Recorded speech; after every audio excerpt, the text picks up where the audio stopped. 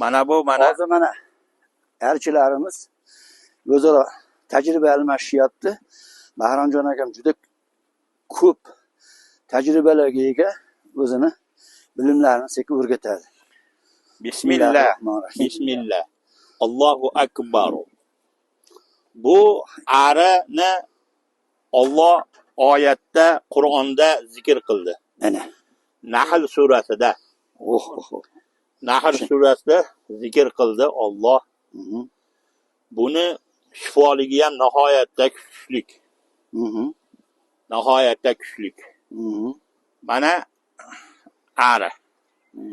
Mana shu ari.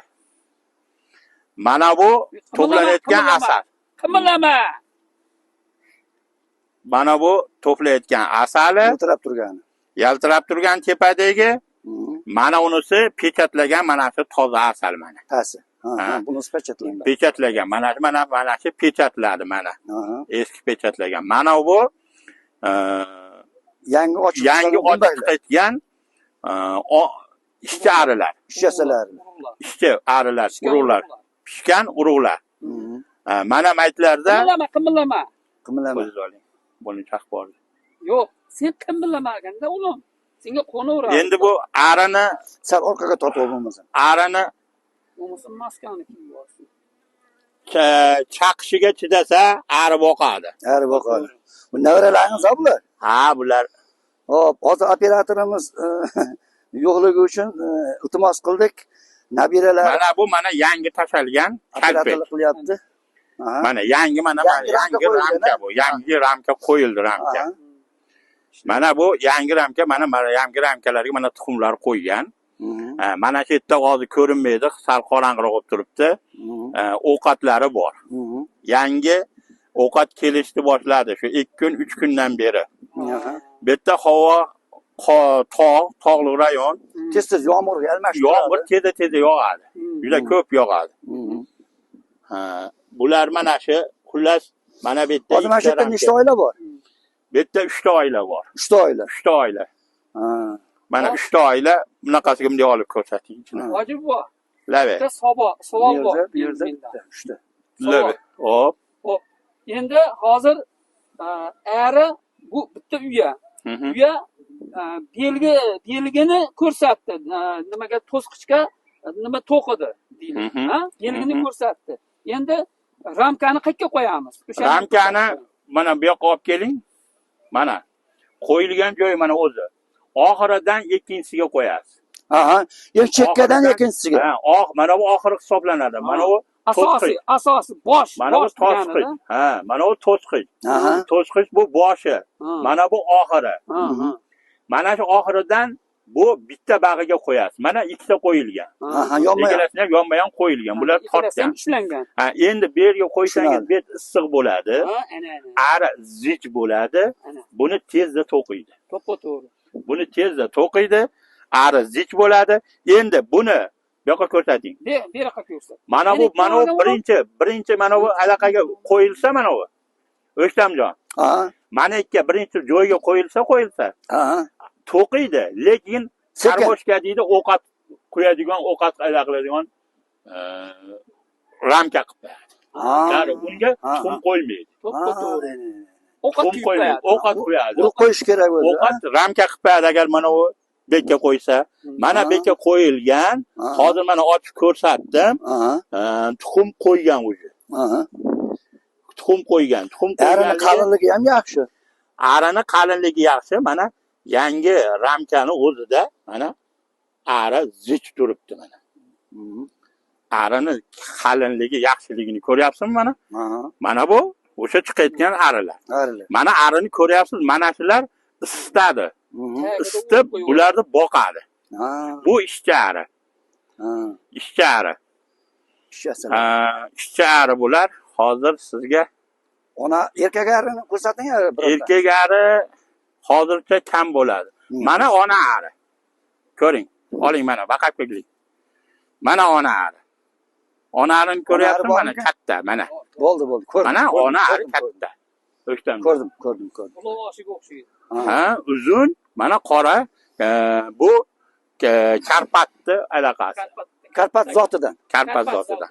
Xo'p, do'stlar, arichilik shunday bir ajoyib bu jamiyatdan olingan yo jamiyat bundan olingan bir shablonga o'xshagan narsa. Ari qutularini ichida 3 xil toifali ari bo'ladi. Ona ari, ishchi asalari va erkak arilardan iborat. Erkak arilar ma'lum miqdorda urug'lanmagan paytdan boshqa paytda chegaralangan soni kamroq bo'lishi kerak. Sababi ular faqat oziqani yeyish bilan boshqa ish bajarmaydi. Faqat ona arini 3 yil, 4 yilda bir marta urug'lantirish uchun yuqoriga chiqib, toza joyda atmosferaning yuqori qismida bular urug'lanadi va qaytib tushib ona ari o'sha qutiga kirgandan keyin 3 yil mobaynida to'xtovsiz urug' qo'yish bilan ovora bo'ladi. Ya'ni shu ishchi asalarlarning sonini ko'paytirish maqsadi sonini ko'paytirish bo'ladi. Endi ishchi asalarlar eng zo'ri bitta qutida 100 ming dona bo'lsa, 100 ming donagacha ko'payganda eng kuchli ari hisoblanadi. 5 ming 10 mingtasi juda kichkina kam bo'ladi. Arilar ishchi asalarlar soni qancha ko'p bo'lsa, shuncha arini mahsuldorligi, asal yig'ilishi, uni ko'payishi va boshqa yutuqlarimiz, natijalarimiz mana shu arilarning soniga bog'liq bo'ladi. Ari onalarini yangi zotlarini Rossiyadan O'zbekistonga, O'zbekistondan Rossiyaga ular oldi berdi qilib turadi. Ya'ni ona arini, urug'li ona arini sotishadi bir-biriga, sotishadi va mana shu ishchi asalaridagi mana shu qutidagi ona ari ishchi asalariga o'ziga shunday tobe qiladiki, o'zini hididan tobe qilib, bular o'sha ona ariga bo'ysunib, o'shani buyrug'ini bajaradigan, oilani tartibga soladigan, oziqa bilan ta'minlaydigan, ona arini va o'sha keyinchalik kerak bo'ladigan ishchi asalarning rivojlanib chiqishiga sharoit yaratib beradi. Ishchi asalarlar yaxshi ishlasa 45 kun yashaydi xolos. 45 kun. Agar qish mobaynida ular 50 kun, 60 kun, 90 kungacha yashashi mumkin. Qancha kam harakat qilsa, shuncha kam uzoq yashaydi. Qancha ko'p mehnat qilsa, shuncha qisqa yashaydi va bu arilar soni o'zgarmaydi. Nihoyatda biz bilmagan holda arilar soni ko'payib boraveradi.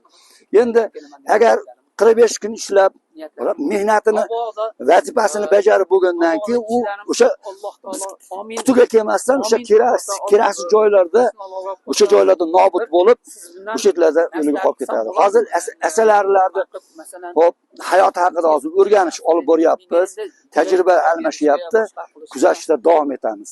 Marhamat. Nima deysiz? Joy topib berishga.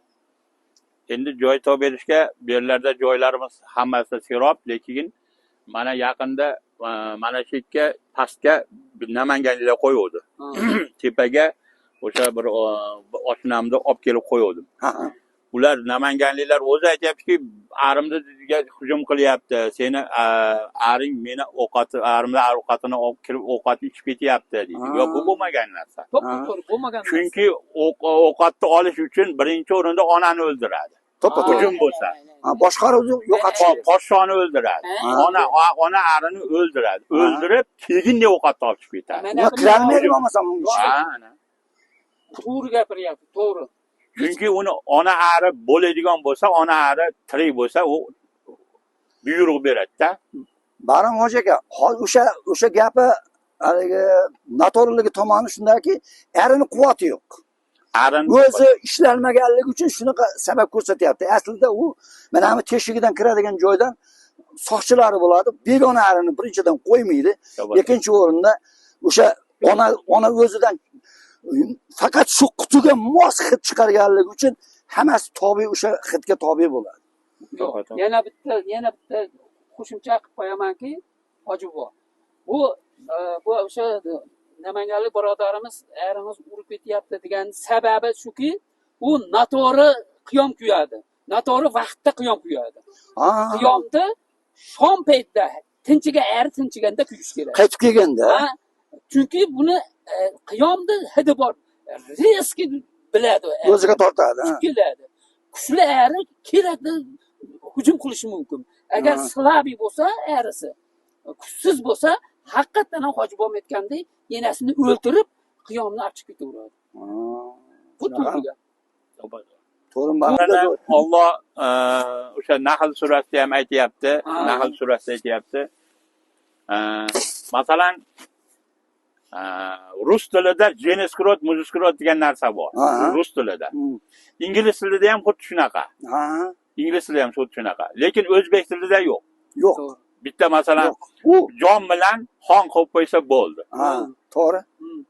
Maryam xon, Ha, O'shtamjon tamom. Lekin arab tilida ham xuddi shunaqangi jeneskirot, muzskirot, sredniy rod degan narsasi bor. bormi? Bor. Albatta bor. Arab tilida. Arab tilida ham bor.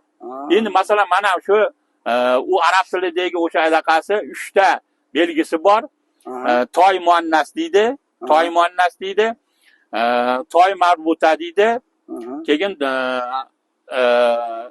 fu'lo vaznida keladi masalan alfi maqsura. Mana shular masalan fu'lo desa, mana shu muannas. Fu'lo muannas.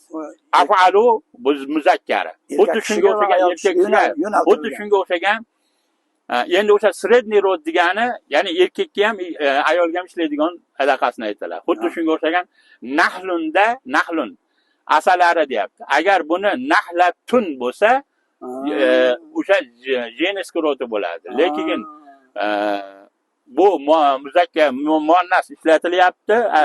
Muzakkar o'z holati muannas ishlatilyapti. Allohning oyatida keladiki, astag'izu billah fi butuniha keladi. Fi butuniha kelishligi ho zamir deymiz, o'sha ariga ketyapti.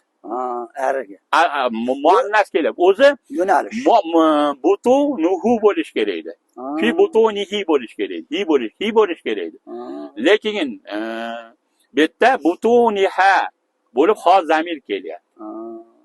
Bu muzakkar holatda turibdi, lekin muannas kelyapti. Demak, bu muzakkarga ishlaydi. O'zi hol turishi muzakkar, erkak kishi ishlatilishi muannas. O'shtamjon sog' bo'ling, salomat bo'ling. Rahmat. Arab tilida ham ancha ilmimiz bor ekan. Yo endi Maza qildik. sog' bo'linglar. Yo, ilmimiz yo'q emas u endi.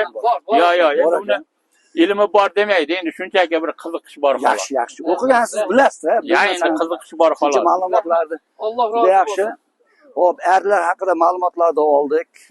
Akalarimizga katta rahmat. Ishtadan Mana bularni suhbati, bular tajriba almashi hech ham tugamaydi. Biz 10 taga ming gapga davo bu asalda albatta har kimni qo'lidan keladi.